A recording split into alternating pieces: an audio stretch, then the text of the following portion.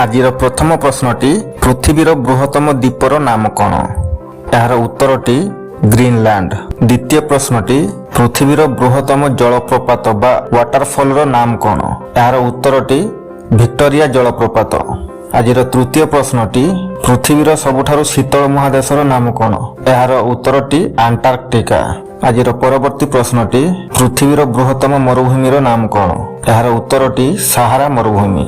ପରବର୍ତ୍ତୀ ପ୍ରଶ୍ନଟି କେଉଁ ଦେଶର ଜନସଂଖ୍ୟା ସର୍ବାଧିକ?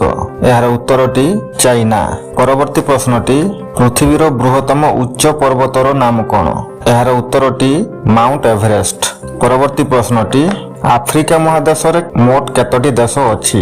ଏହାର ଉତ୍ତରଟି ହେଉଛି ମୋଟ 54ଟି ଦେଶ ଅଛି। ପରବର୍ତ୍ତୀ ପ୍ରଶ୍ନଟି କେଉଁ ଗ୍ରହ ପୃଥିବୀର ନିକଟତମ? ଏହାର ଉତ୍ତରଟି ଶୁକ୍ର ଗ୍ରହ।